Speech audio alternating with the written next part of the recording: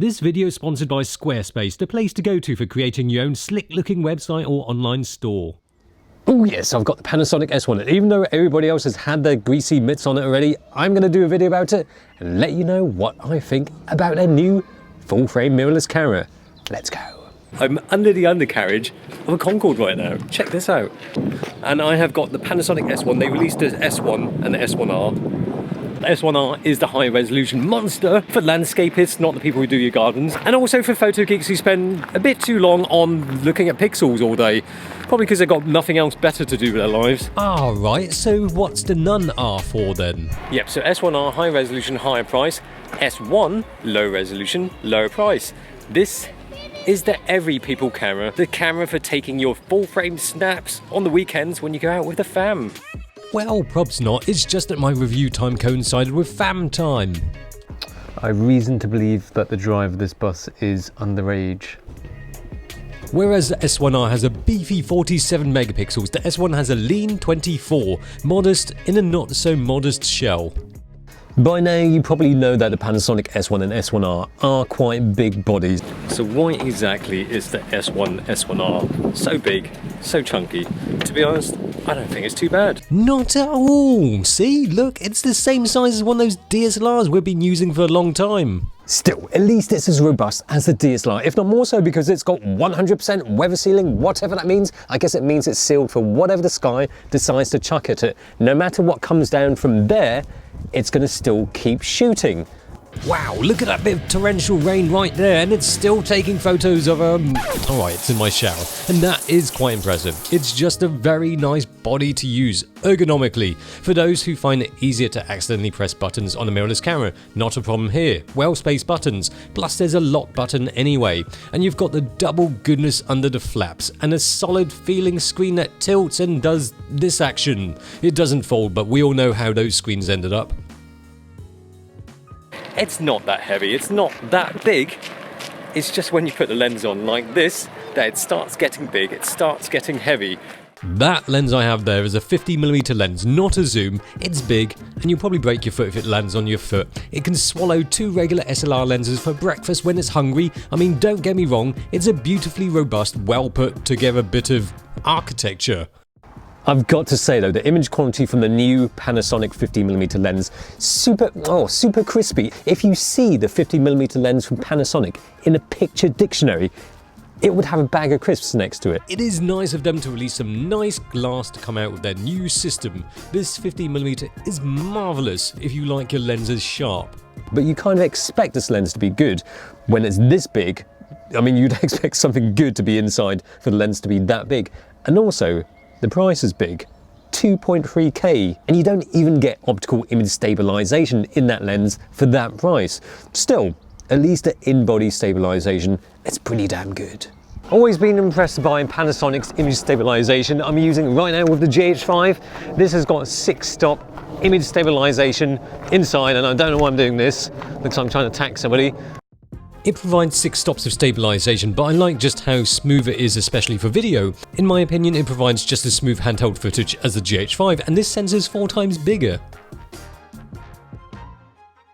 So yeah, it's got a burst rate of 9 FPS max. That's AFS. I mean, what's the point of mentioning 9 FPS AFS? Well, you can take pictures of something completely still, 9 shots of something that's not moving at all, but does 6 FPS AFC. That kind of burst rate is adequate. It's not mind-blowing. You kind of expect a bit more than that for something that doesn't have a mirror that flaps up and down.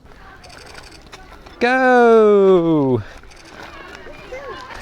A jacket on, his head's covered. It's the little box still recognises that that's a human being. Now, interestingly, autofocus, they've opted for contrast detect AF. When we think about fast, accurate autofocus, we always talk about phase detection, but Panasonic is stuck with contrast detect autofocus. Now they've got DFD, deep learning AF, whatever that means, and they've got animal and human detect. Look, that's a picture of a bird there. Picture of a pigeon there. You wanna look? You wanna try and find a bird? Now I'm going to test out my bird detection. Animal detect AF. Impressively, the camera knew that was a bird. I thought someone chucked a stiletto up there. Bokeh! Okay. Must admit that I was a bit skeptical about this having contrast detect AF. I thought it's going to be a load of patterns, contrast detect. And to be honest, it's actually alright. It's much better than I thought. When you're using it with the animal and also human detection, you can see the little box hunting on the subject, doing its job, doing really well actually. But I have to say, before this shoot, before I got my hands on with this S1, Lot came over to UK, we went crazy golfing as you do, and I got my hands on with his S1. So yeah, tried it out, tried to autofocus. It was final firmware, but just sometimes it wouldn't focus on the subject, even when it was glaringly obvious, but mostly when it was backlit. So it would just pick the super bright background instead of the slightly dark subject. When you were backlit, it just wasn't focusing on you. A bit disappointing because I kept pressing, letting go, pressing, moving slightly, couldn't get to work. Yeah, focus. But then I tried to get that to happen again. I shot in a dimly lit room, it had no problems focusing. Backlit subject looking away with big bright window, still focused alright. But then I tried it again, focused on background first, then shifted my arse into frame and focused again. With each consecutive shot I pressed to focus again. Interestingly, the AF box knows that I'm a human, but my face not lit up. Still, the AF prefers to focus on bright contrasty trees in the background, just like with the lock shot. Maybe it's something to do with the trees that confuses it. Hey, got there in the end. Mostly though, I like it for still. Super sharp glass and the files look Tony the Tiger great. Yeah, that's nice, but the truth of the matter is, people will probably still buy the S1 for its video capabilities because it's a Panasonic, and also the video specs are pretty good. Now this does shoot 4K 60p, full frame yes in 25p, 30p, but when you shoot 60p, 50p, it's a 1.5 times crop. The 1.5 times crop can be useful sometimes to get a little bit more reach, but although some might moan about this, at least the crop in 4K 60 is still less than the Canon EOS R 4K in 30p mode. Plus, what choice have you got for consumer full frame cameras that can do 4K 60?